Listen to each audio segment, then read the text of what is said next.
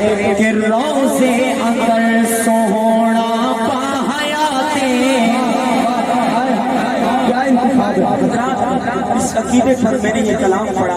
بہت سے چہروں کا رنگ اڑ گیا،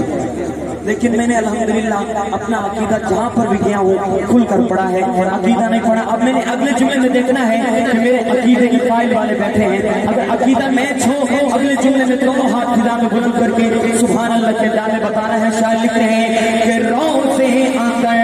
سونا پاہیاتے اور زندہ قبر وچ مدنی دسا کے، زندہ قبر وچ مدنی دسا کے منکر نو آکھو سائیں باحیاتے، سائیں باحیاتے، منکر نو آکھو سائیں باحیاتے،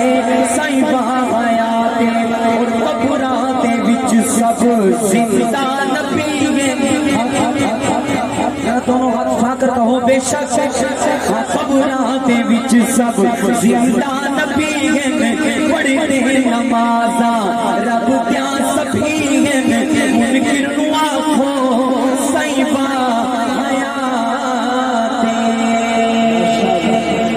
آخر میں ابتدائی اشعار پڑھ کر آپ بات سے جانا چاہتا ہوں، سماعت فرمائیں۔ تو شاعر لکھتے ہیں کہ خدا خود آپ چمکائے ستارہ چار یاراں دا، چار یاروں کا دیوانہ کہ سبحان اللہ۔ ارے خدا خود آپ چمکائے ستارہ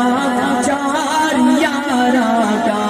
خدا خود آپ چمکائے ستارہ چار یاراں دا، کہوں سنی بتانے دے، کہوں سنی بتانے